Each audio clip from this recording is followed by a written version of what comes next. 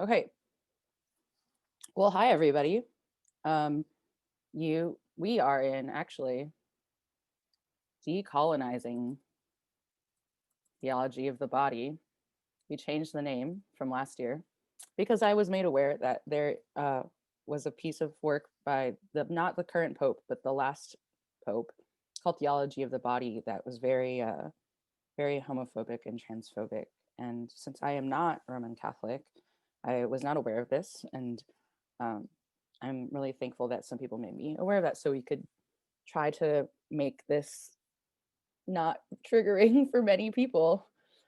Um, as I mentioned, like I'm not really familiar with, I think it was Pope John Paul's work, so I won't be addressing it directly.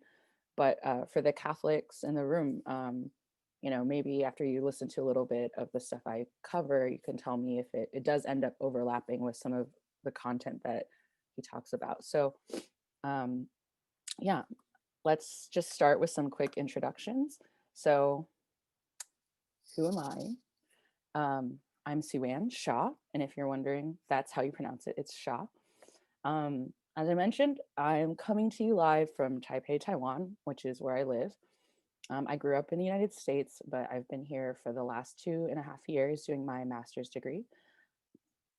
My plan is to graduate from the Department of Musicology here and then to return to the United States to um, attend seminary and eventually become ordained, hopefully in the Presbyterian Church. And some of you may know me from Twitter because I like to make memes and stupid jokes. But yeah, I care a lot about the things we're going to talk about today. And I'm really excited to spend the next hour with all of you. So I'd love to hear where are you from? Who are you? And, why did you come here? So, the chat is open for you to share some of that here, and I'll just read off some of people's answers once you'll start chiming in. So, who do we got in the room today?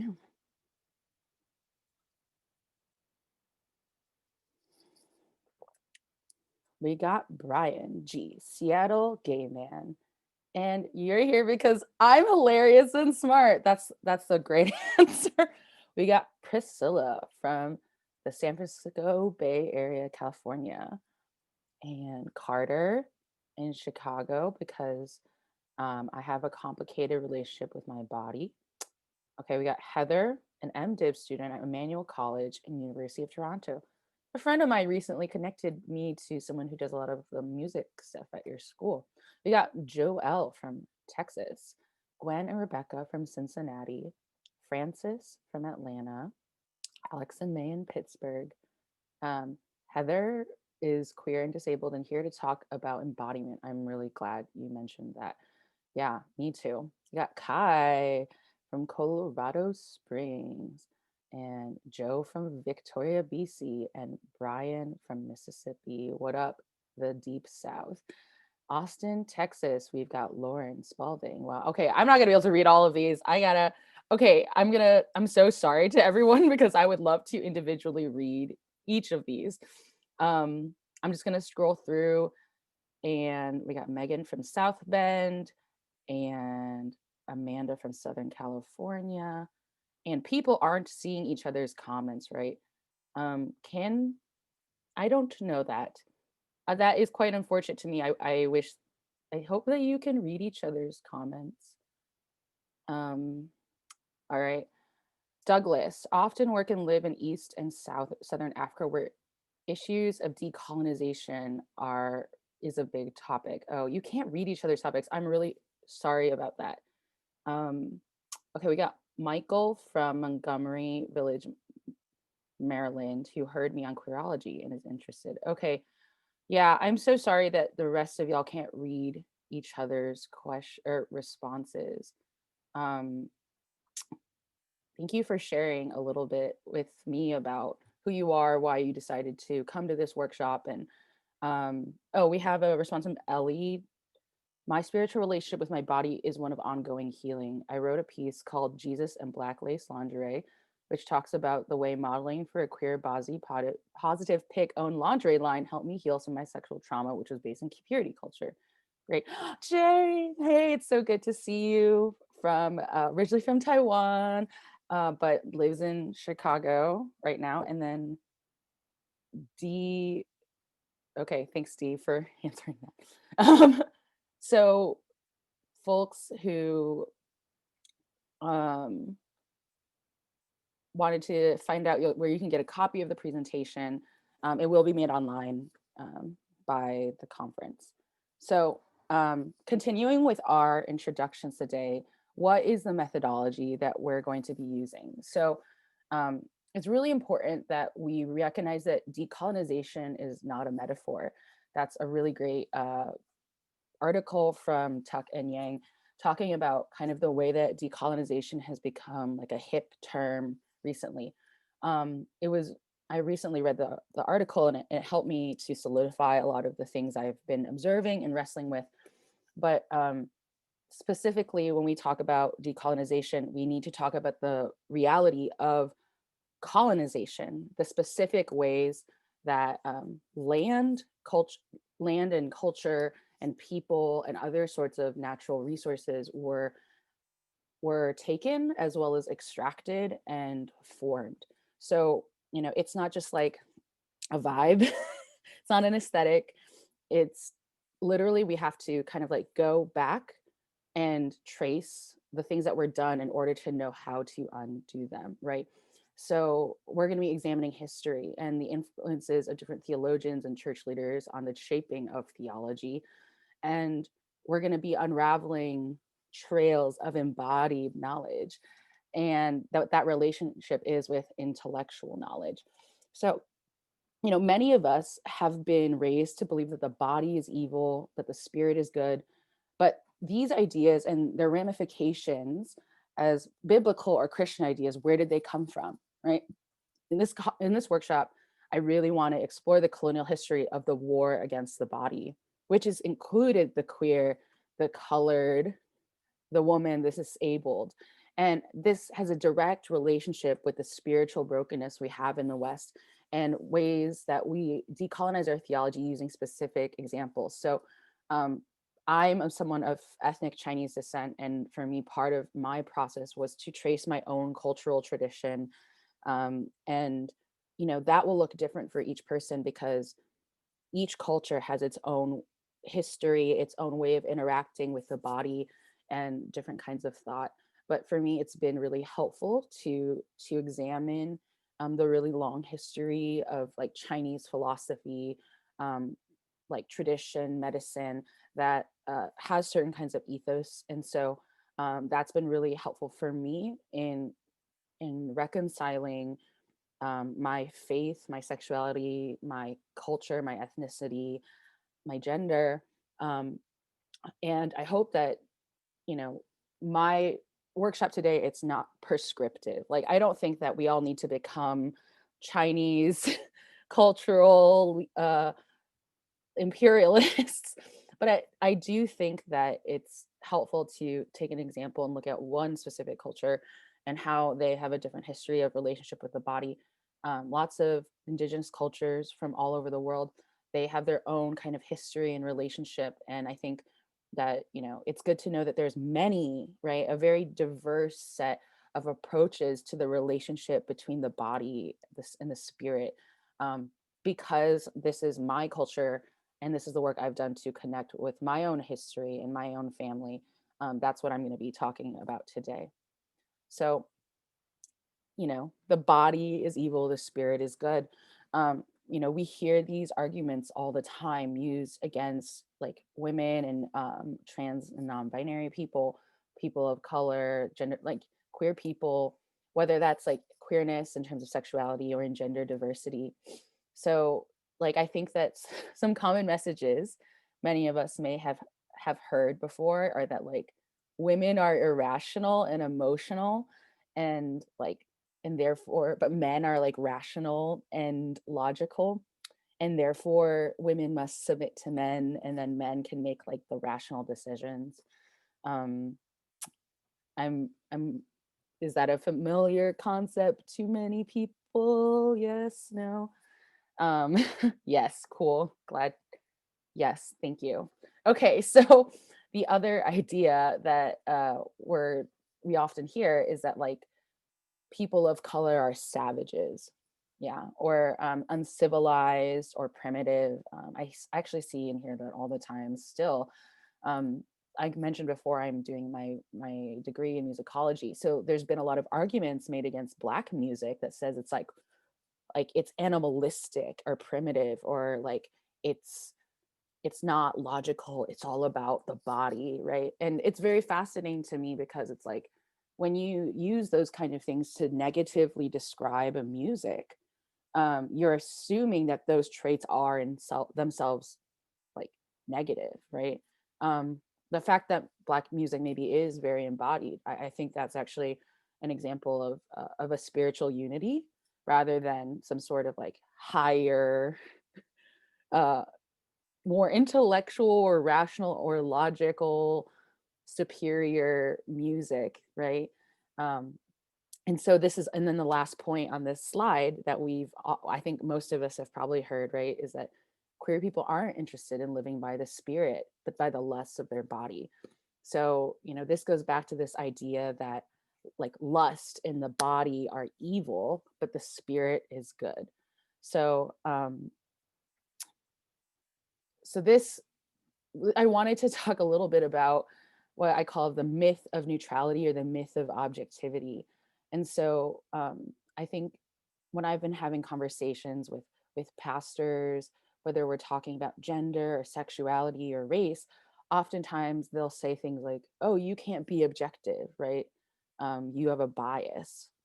And they're not saying this explicitly, they're saying it in like a mirror way, which is you are other, you are subjective because you're a woman or you're Asian or you're queer, and therefore you have an agenda.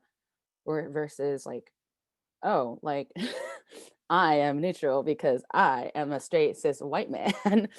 and and so that's really fascinating. It's a conversation I've had with so many Christians, not just queer ones.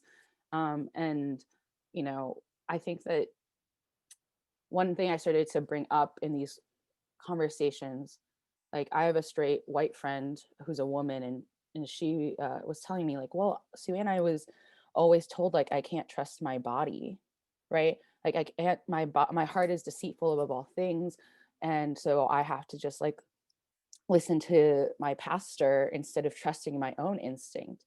And I said, but you have to realize, like, in this example, it's not that your body, you can't trust your body. It's like you're being asked to trust your pastor, your straight white man, cis able-bodied pastor, to trust his body instead.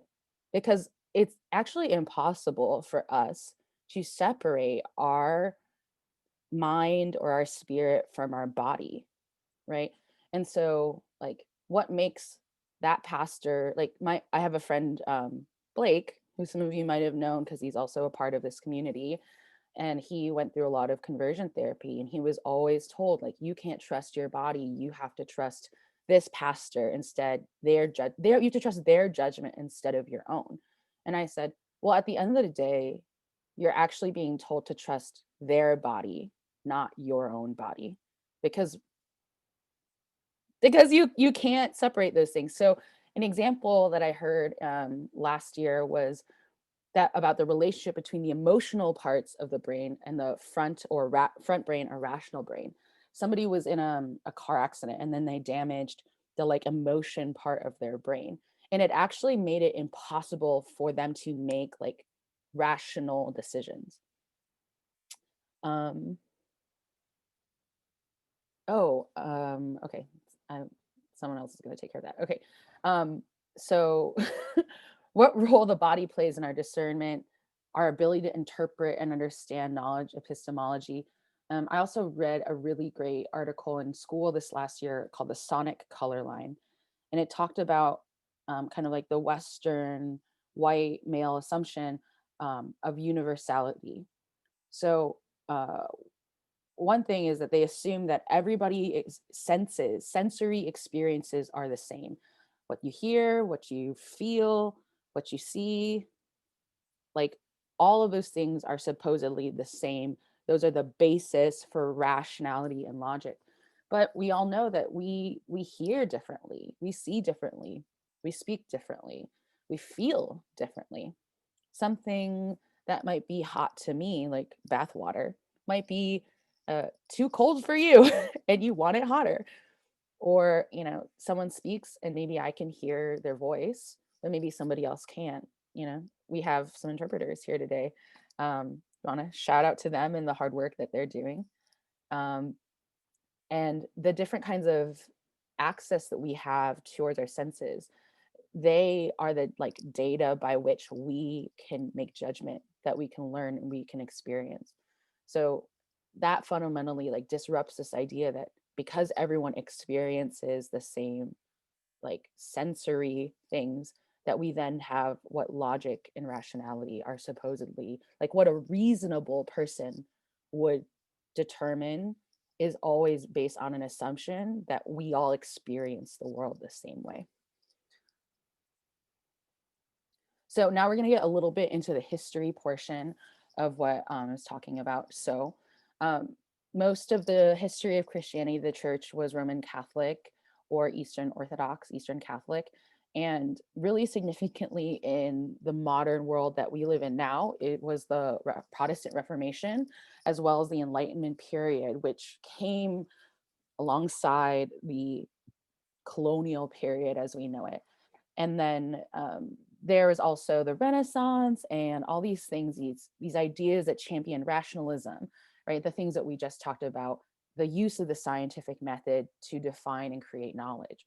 So I don't know how much of you remember this from school growing up, but the scientific method, right? You use this, you do an experiment and you keep doing it and you gather data, and then you connect like, oh, this is what happens most of the time when you do this experiment, right? But like we said before, there are so many factors in terms of experience or variables that there are infinite possibilities. Certainly there are like commonalities that arise, but things don't always work the same way, and there isn't this kind of like objective truth that we, at least as humans, are able to experience. I definitely think that God is the only being that can experience or understand objectivity, whereas we are always subject as humans. So maybe like theoretically exists, but in terms of our experience as humans, like part of our humanity is our finiteness. And and so I think that as I've been researching, there's been a lot of liturgical differences between Christian communities based on the times that those liturgies were created. You know, we are not able to separate ourselves fully from the world we live in, the languages that we speak, the cultures that we're a part of. Those things are always going to influence us. It's not that they're inherently bad, but I do think that they have to be brought to God and they have to be sanctified. And also, we have to understand with humility that our way of knowing, experiencing is not the only way, and that we have a lot to learn from the other parts of the body of Christ, right? So I have some scripture now because I love scripture.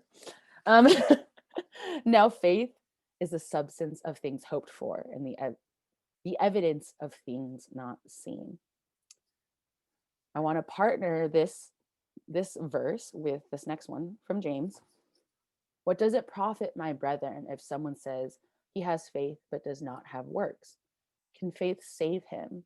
If a brother or sister is naked and destitute of daily food, and one of you says to them, depart in peace, be warmed and filled, but you do not give them the things which are needed for the body, what does it profit? Thus also faith by itself. It does not have works, it is dead.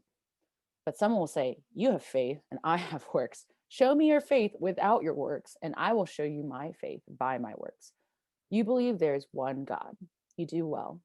Even the demons believe and tremble. So the reason why I chose these two verses is because I think that we can learn something about them together. So in the first one, it says, faith is the substance of things hoped for, the evidence of things not seen, right? So I guess sometimes like we think faith is just like a vibe or a feeling, or maybe for some people, faith is an intellectual thing. I think all the right things, and therefore like I have faith or I believe. But I think that something that's really fascinating to me is the way that faith is a mustard seed, right? Like you plant a seed and then you have no idea what can come out of it. Um, and ultimately, like Jesus says, like the faith of a mustard seed is all you need, because it can grow like the biggest tree that is possible, or not really literally possible, but a very large tree in proportion to a very small seed. And I think that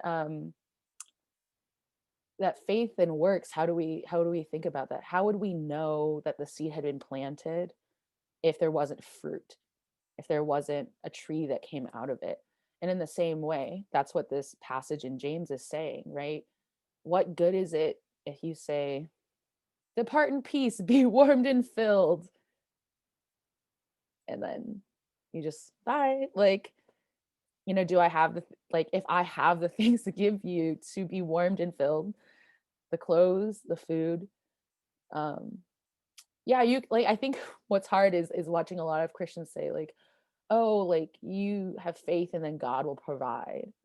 And then they expect, I don't know, like manna to drop from heaven, as opposed to realizing that we as Christians have a responsibility to share what we have with one another.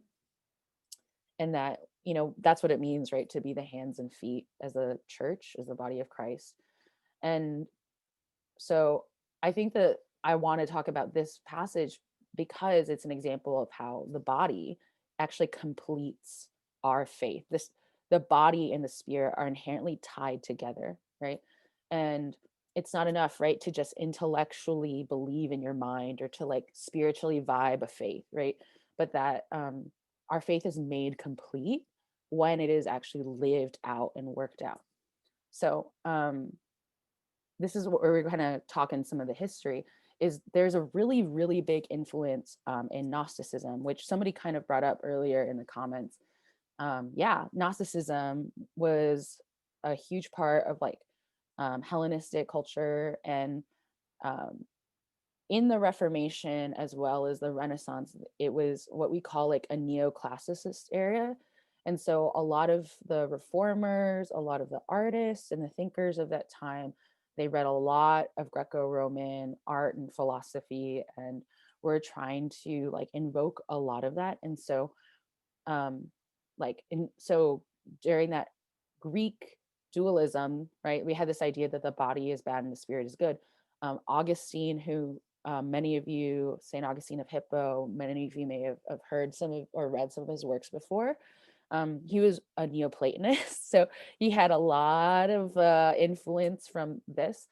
It's not to say that like Greek culture is inherently bad, but this was, and I think that, a lot of Greek people might actually reflect on their experience of their culture and realize it's a very embodied culture.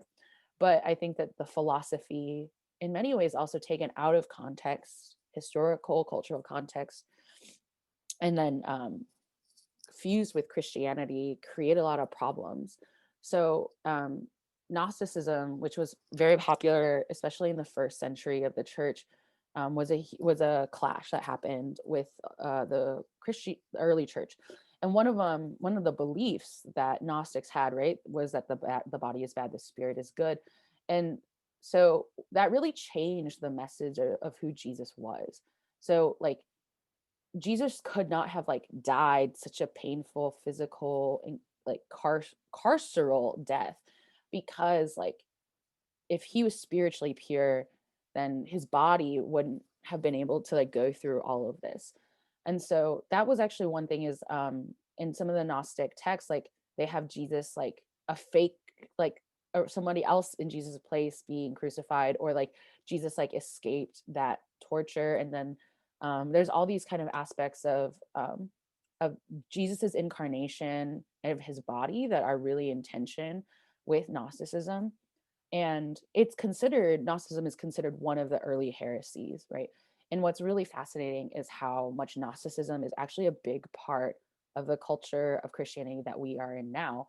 The way that that happened, right? It's like, you're like, wait, but I thought that was like first century Christian AD, like common era AD stuff. Like, how did that end up in our Christianity today? Well, that's the relationship to the Protestant Reformation, and the neoclassical time period. So this gets to my last point in this slide, which is, but what of Judaism and Jesus's Jewishness?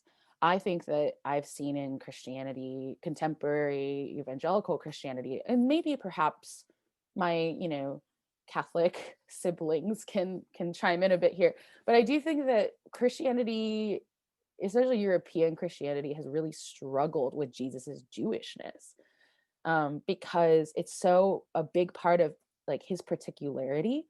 And it's also part of the way of the history of the church, where the early believers were mostly Jewish, and then they started to have Gentile converts. And then, of course, like the mainstreaming of Christianity into the Roman Empire, there are these tensions between the Jewish people and their, the colonizing imperial forces of Rome. And so, something went from being a very Jewish faith to being one of Gentiles. I think that, the discomfort with that has a lot of Christians erasing Jesus's Jewishness, and how like Jesus couldn't have been who he was. He couldn't have been Savior. He couldn't have been Messiah unless he had been Jewish, right? Unless he had taken on a very specific kind of body. He didn't have like a neutral or universal body. He had a Jewish body that lived in, the first century of Palestine. And I think that, a lot of us have maybe reflected on white Jesus, particularly this past year. And how is it that we were able to whitewash Jesus so easily? I think part of it has to do with our desire to erase the particularity of Jesus's Jewishness, of his body. So the next section we're going to get into is where we're going to start talking a little bit about the work I've been doing here in Taiwan, and learning about my culture and some East Asian philosophy, which is very, very different.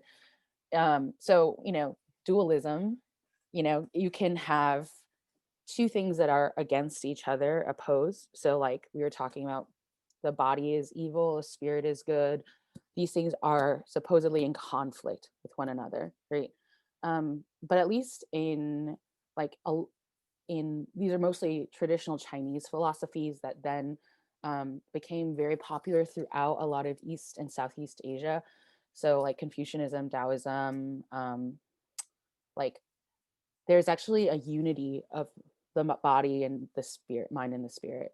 One of my professors was actually saying, once the body and the mind come together, that is when the spirit also does. If you specifically pursue the spirit, then you will not find it. You actually have to try to find the unity between the body and the mind. And that's actually where the spirit comes out of. So, this is actually part of my personal experience as a Taiwanese Chinese American. And I, spent much of my adult life kind of trying to reflect on the cultural differences between my non-Christian family, and then the very like European American culture, and how my faith is really different from it. So um, the Chinese philosophical dualism's alternative, like yin yang, or like the way I hear it in translated into English is like yin yang. But like some of you might know that this like figure, this I have in the picture here, is like the yin yang symbol, but yin yang. And then so we also like have a little like dualism phrases, right? So like sun xing tian di, so like he yi. So sun xing, sun is body, xing is like the mind or the heart, because it's kind of the same in Chinese. And then tian di it could be translated as like the sky and the earth, but oftentimes the sky is also means heaven. So for instance, like the fullness of everything coming into being is actually ha'i, these things coming together, being united and full. So the way I kind of like translate that in my like brain is like heaven and earth become one, right? And so you know, if you're familiar with traditional Chinese medicine, like it operates from a very holistic perspective, which like uses certain meridians within the body of energy, and then like the spiritual connects with the body, and different manifestations of illness can be traced to issues with energy or qi. And there's lots of different arts, right, like qi gong or tai chi, which are spiritual physical practices that help kind of like um, are about I don't know, like practicing the energy art. It sounds really weird when I try it and translate it into English, but because these ideas are very much like uh, woven throughout certain aspects of Chinese. But um, one of my I ran a paper that my professor had me read through Google Translate. So it's really a bad translation, but I think it has some really cool ideas that I wanted to share with some of you. So I'm not going to read all of it because it's kind of long. But so this paper, you know, they wanted to talk about, they said the sense of opposites is only a superficial phenomenon, and its essence is similar sense. Since it is the opposite of a thing, all the opposing parties are lacking. So it talks here about like the complementary relationship actually between yin yang, um, and so like the law of physics, right, that tends to be in equilibrium, as well as like for every action there's an equal and opposite reaction, right? So in order to be whole, they must, you know, we have to understand these things in contrast, but like they work together as opposed to being, right, they work together as opposed to being as opposing forces. And in order to be whole, right, you actually have to have a balance of all these things. So something I've noticed a lot with gender is that in my friends, you know, my white or my friends from kind of Anglo or Western culture, like they often felt like, oh, if in order for me to be a woman, I must be like 100% feminine, and and therefore like I am like represent the purity of femininity or gender. Or and then I think we often experience this, particularly with toxic masculinity, is like, oh, if I'm a man, like a real man, then I have no femininity at all. Like I'm 100% masculine, right?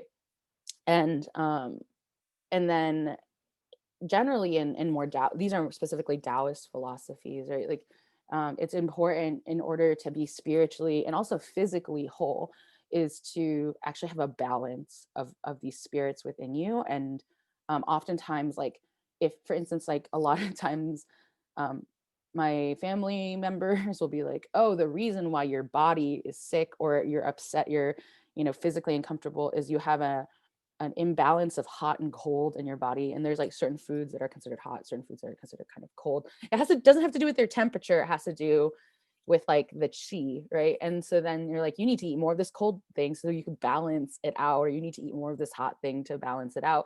So these things, they're not oppositional, right? They're about a balance, they're about harmony, right? And there's actually a need, a dependence from one upon the other.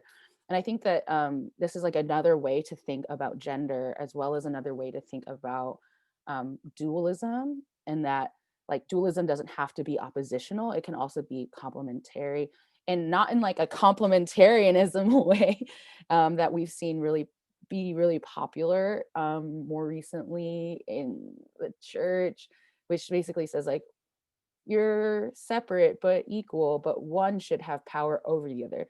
Actually, in this kind of complementarianism, right, it's actually that they're all equal and necessary to one another, but it's not that like the man in the marriage represents like the manliness. He has to bring all the manliness, and then the woman in the marriage has to represent all the womanliness, and then they complement each other. But rather, like, within each of ourselves, like, we have these spirits, and they should learn and need to learn to be in harmony with one another.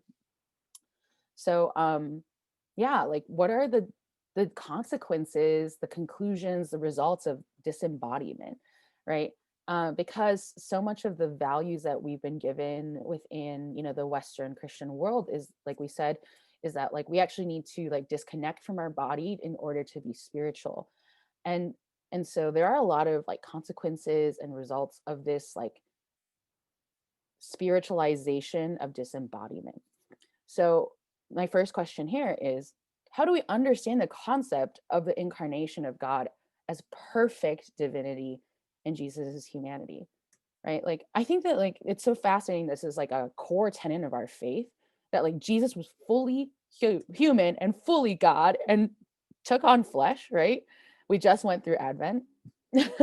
Yet this is like something I think everyone struggles to understand. It's like, this is a paradox, right? Because we create this idea that, like, godliness is spiritualiness, and therefore it's incompatible with the body or the flesh. So therefore, a perfect God could not be fully human. However, within the understanding of Christian faith and theology and tradition, we understand that Jesus had to become incarnate in order to fill his work as Messiah, right? And so, like, Jesus experienced temptation, but not just temptation, right? Because I think, like, people are like, oh, his human body itself was temptation. Yes and no. I think that, like, Jesus's experience of human limitations like hunger and exhaustion and thirst and emotions, like, I don't think that those are inherently sinful. Those are just human limitations, right? Is it a sin that, like, plants need the sun and water to survive? No, and it's not a sin that you get tired and get hungry. Like, you your body's physical needs are actually an opportunity to glorify God, not necessarily like, oh, I must be less in touch with my body because then I'll ascend to a more spiritual plane. And so, um we talked earlier about how, like, Jesus's human death is something that was really incompatible with Gnosticism. So, it says in 1 Corinthians 15:14, and if Christ is not risen, that our preaching is empty and your faith is also empty, right? We cannot have a bodily resurrection, right? We cannot have a bodily resurrection, which is the basis of all of our faith, unless we have a full incarnation, a full human death. Well, first a full human life, and then a full human death. And so, um, this is such a cornerstone of our faith. And how is our spiritual life decimated when the gospel says nothing to our physical lives, right? So I think, like, we're gonna go to this. Oh, sorry. Also, I want to make a little comment for those who notice my Madonna and child picture here. It's actually one that I took in real life when I visited Macau last year. So as you can see, that is a very, very Chinese Jesus and Mary. Okay, so the next slide. What are the social, political, and medical science consequences, right? So social, political, we keep hearing all this stuff like, you can't put your identity in your sexuality, can't put your identity in race rhetoric, right? And I think for so many, for especially like fat people, which I self-identify as a fat person, and disabled people, and women and people of color, like, we are told constantly that, like, our bodies are bad. I think that the way that I see this happen all the time with fatness is that, people would rather pretend that you're not fat or that you don't have a body or not talk about it. And that's what actually makes it really hard a lot of the time, is that we live in a world that likes to pretend we don't have bodies yet. And so we end up having this, like, pendulum swing where, like, we either, like, are super, like, body phobic, and then as a result we also, like, fetishize the body because we're so working so hard to deny it, that then it, like, manifests in unhealthy ways sometimes. So, like, fat people are just like, and disabled people, and are just like a reminder to everyone who's constantly trying to pretend that they don't have a body, that they have a body, right?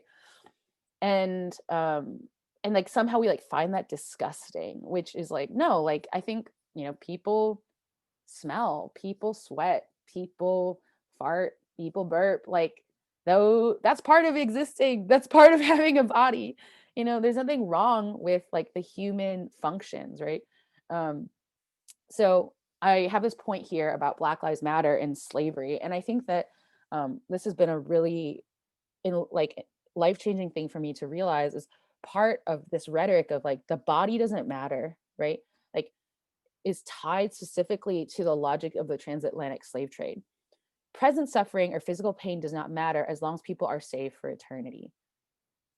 What happens on earth to the body doesn't mean anything as long as you are saved and you go to heaven.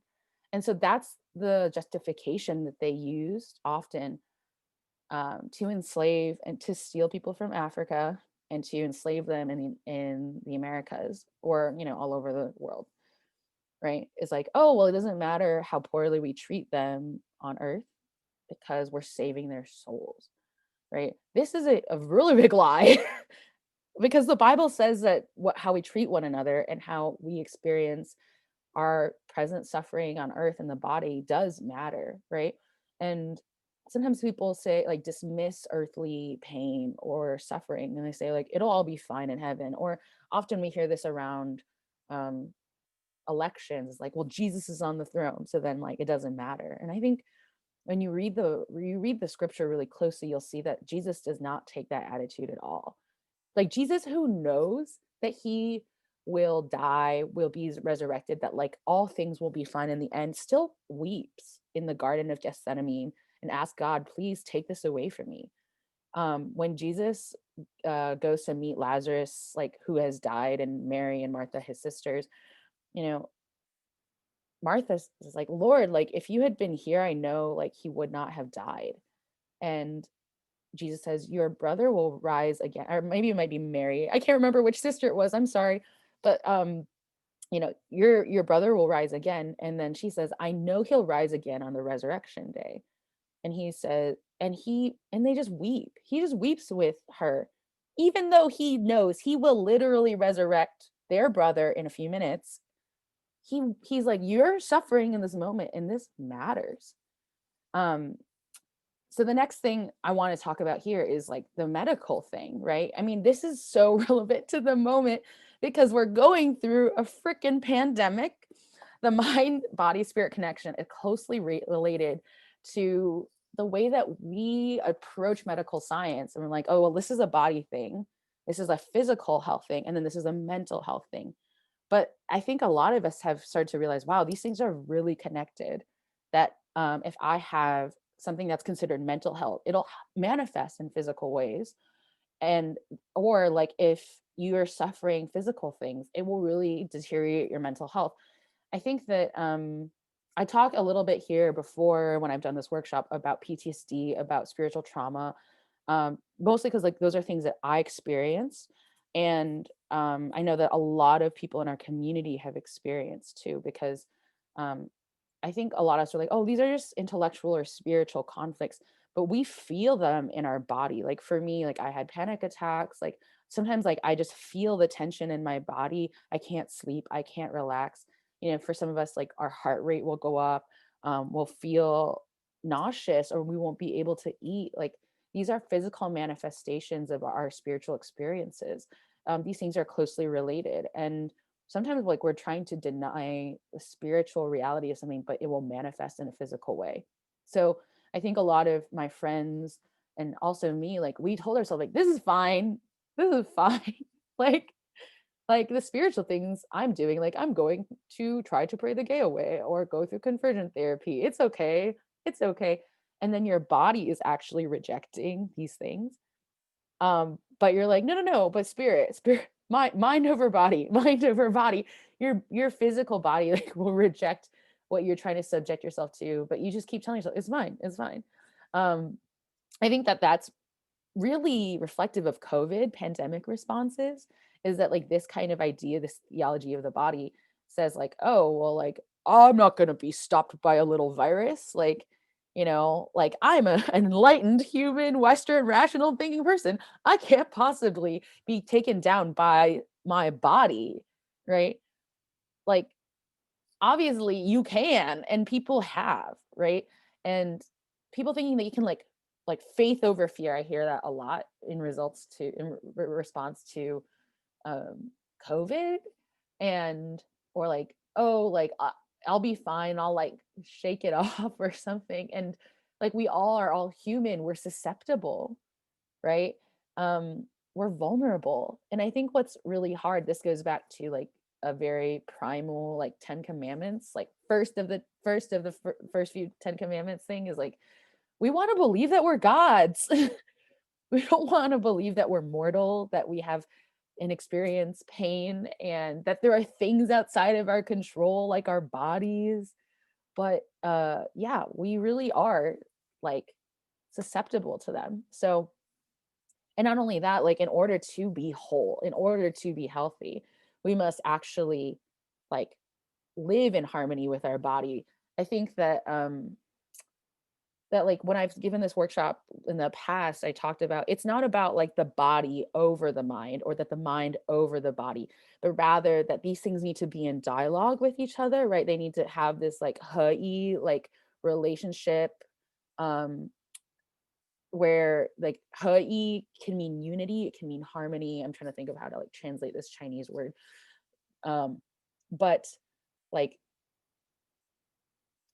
they are working with one another. So I think the example I gave last year was, let's say you're really hungry, like, and you're just like craving Cheetos or some sort of junk food, and that like you should probably eat something healthy, maybe like in an hour, but it'll like take time to like make a food, like a real meal with like real ingredients, like fresh stuff, like vegetables. And this is an example of how our mind and our body can be in dialogue with each other. Your body gets hungry and it tells you like, oh, I am hungry. And then your body's like, I just want to eat whatever I can get my hands on right now, whatever I can access. And then your mind is like, okay, but if you want to like do what's best for your body, like I shouldn't just like eat a bunch of junk food. I should like make myself a real meal. And so you're like, okay, fine. My mind is going to tell my body like, okay, just wait a little longer, and then like you'll have something really good for you. This is an example of how like the mind and the body interact with each other. But like here's an example of like a bad way for the like an oppositional way the mind body sometimes works with hunger. Someone's like, your body's like, I'm hungry. And then you gaslight yourself and you say, no, you're not. You don't need food. You are better than that. You can overcome that. You can like push it down.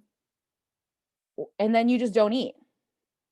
And then of course, as many of you probably know, because being hangry is a thing, like you end up not being able to think or do things because you need food, right? And so I think like this is an example, right, of like the different kinds of ways that we can have these mind body relationships. um so I just have one more slide, and then I'm going to address some of the questions that I'm starting to get in the Q&A. Also, y'all can start to think about how you want to like the questions and you want to ask, and then also like I want to ask y'all some questions as well. So like this is kind of what we were talking about with what does it mean to be embodied, right? It has to mean to be like in touch with, in harmony, like your spirit, your mind, your body together. And I think that part of this also goes down to embodied solidarity and activism. So like for me, I actually have a lot of issues with the concept of allyship. I think that embodied solidarity, which if any of you are familiar with Lucretia Hawkins, she was a professor that got fired from Wheaton. She talks a lot about this. I really encourage you to go look into her work and about embodied solidarity, and also what it means to be part of the body of Christ. Like I made a reference earlier to how like the passage of scripture says like all the parts of the body are necessary, right? And we can't, the hand cannot say to the eye, like, I have no need of you. So in many ways, like, our finiteness, it is an opportunity for us to reach out and to respond and to recognize, like, it's not just also that I'm finite and have need, but rather I have the chance to be connected and rely upon my siblings, right? And that when we serve one another, like, God is glorified, right? The body is being unified in one another. And I think that, what does it mean for faith to be embodied, right? Is to be lived, right? We talked earlier from the passage in James about faith without works is dead. And so so now I'm going to look at some of these questions and stuff that I'm getting in the chat, and I'm going to stop my screen share. So when we die and go to heaven, we're going to get new bodies, although this is a little vague and unspecific. Okay, what will our new bodies be like since matter turns into energy? You know what? That's a great question, and I have no idea. Like, you know, um, there's a lot of things that the Bible says about the new heaven and the new earth. There's also a lot of things it doesn't say. And so for me, I'm mostly satisfied with I do think that there will be a bodily resurrection, because of how Jesus often talks about it, about the resurrection within the Gospels. But and I don't, and in the same way that Jesus's resurrected body had the scars of his crucifixion, I think we will also have like bodies with limitations still, and instead of our finiteness, instead of our wounds or our scars being seen as ugly or things that make us unpure or mar us, rather they are glorified, right, fully. So okay, we got a question from Andrew. How is the biblical spirit versus flesh different from the Western conception of spirit versus body? Yeah, so I have not studied biblical Greek, so I will preface that I'm looking forward to it once I get to seminary. But I do think that there is maybe a difference. We need to look into the language of spirit versus flesh as a difference between spirit versus body. I do think that the flesh is often talked about to talk about temptation and lust.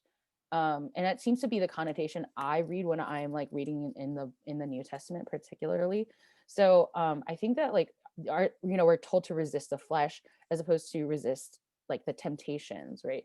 And I think that like the example I gave earlier about being hungry is an example of the limitations of the flesh, and that like, oh, like I just experience hunger or desire, and not like talking back to that. It's not to say that like what you feel or what you are experiencing is inherently wrong, but rather that like how does the spirit make these things whole? So okay, what are some more resources you can run to dig deeper into this? So I can't think of any off the top of my head.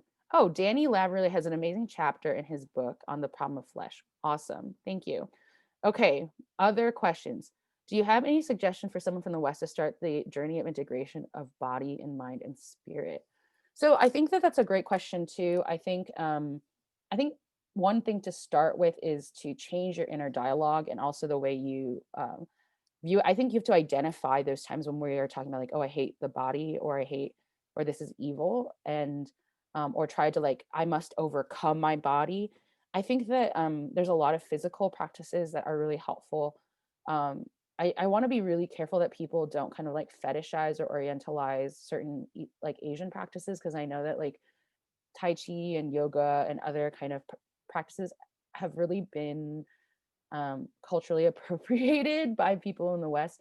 I do think like it's great to do those practices and to think about to learn to have awareness in your body. So, like I'm not going to tell anyone not to do yoga or Tai Chi, but I also, want people to really think ethically about what it means to honor those traditions and not just like commodify it into like another thing to consume as a part of like Western cultures, appropriation um, from Asian cultures. So I think that like literally listening to your body is sometimes hard. And I think that like breaking down the barriers, like the binarism in terms of the like the versus like harmony is something you can practice in your own daily life.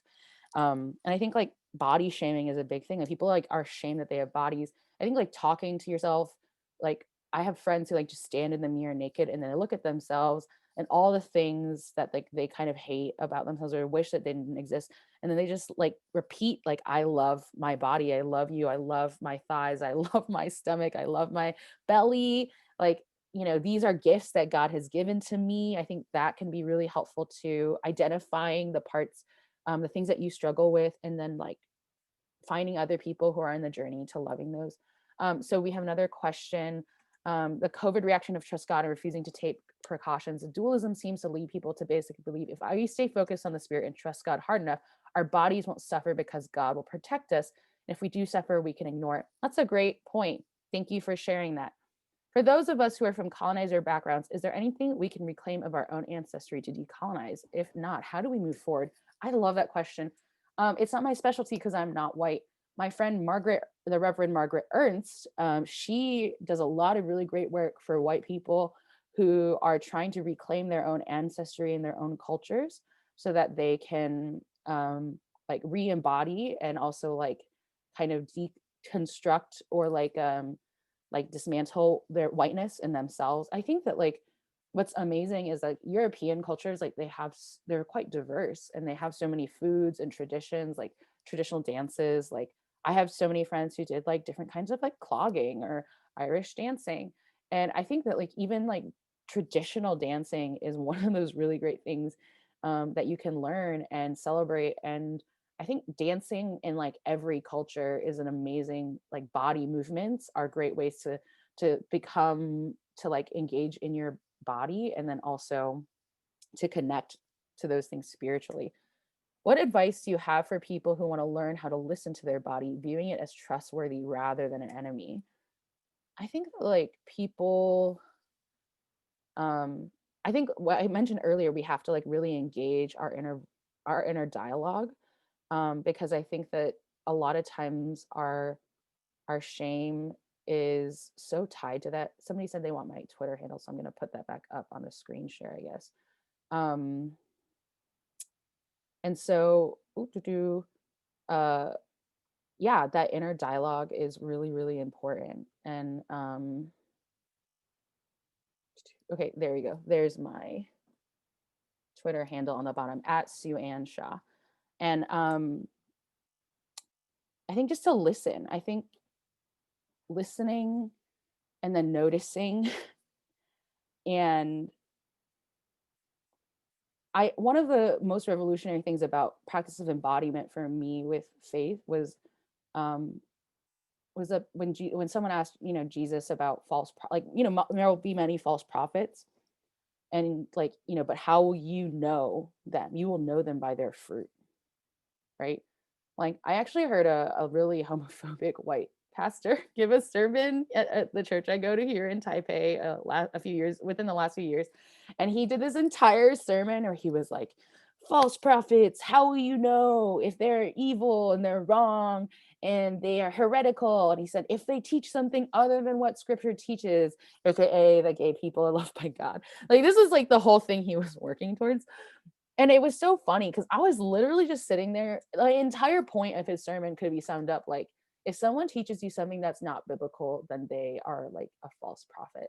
And I was like, okay, because in the Bible that you claim to believe, that I must now use as a metric to decide whether you are a false prophet, the Bible actually says you will know them by their fruits.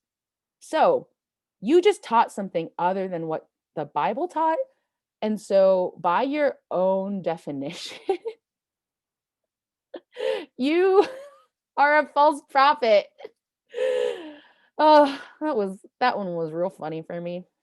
But I think that the example of you'll know them by their fruits is really helpful because you know, sometimes you're like, well, what do I like? We're like, what is God's will? What is the right thing to do?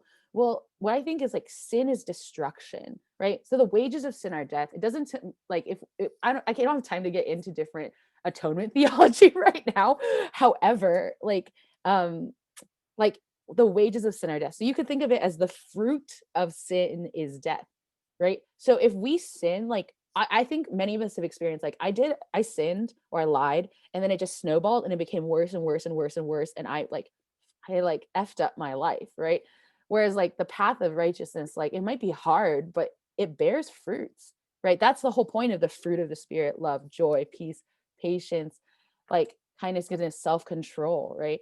And I think that that was a really big part of my argument for becoming queer affirming, LGBT affirming, is that like I saw the fruit, right?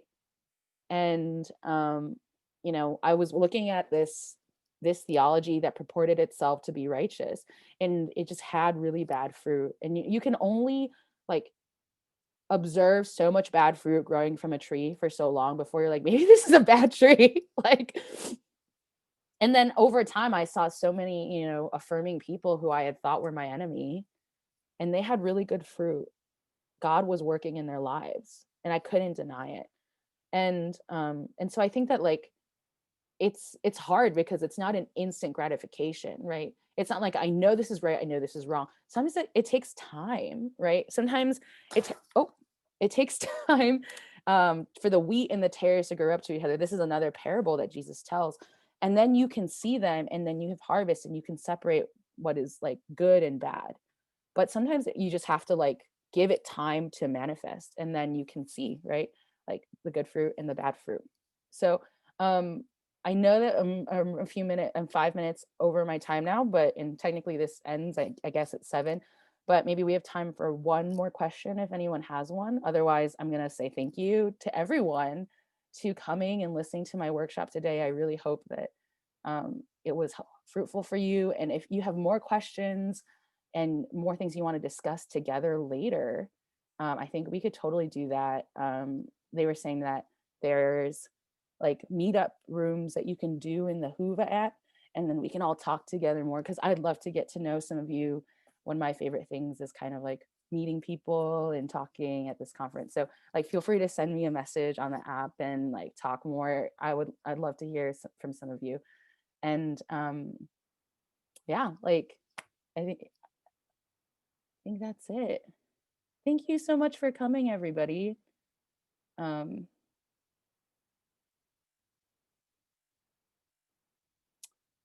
oh, I'm sorry that I misread what you wrote, Lisa. um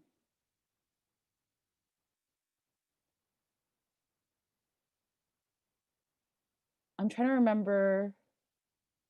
Are you talking about the resurrect, or the E equals MC squared stuff? Uh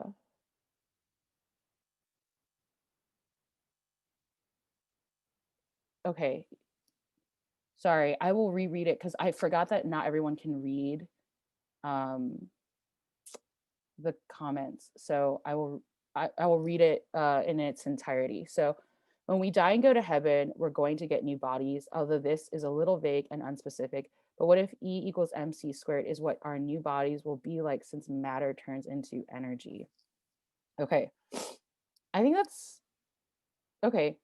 I'm so sorry I misread your comment because I was scanning through so many of the things. I think that makes a lot of sense though, because I do think like there is like a relationship, right? Like a between energy and matter. And I think that that is consistent with a lot of spiritual teachings as well, when they like different conceptions of energy and matter. And so um not in like I guess it's not an oppositional relationship, right? It's more like a complementary relationship. So I think that's a really great way of looking at it. I hadn't thought about it that way before. um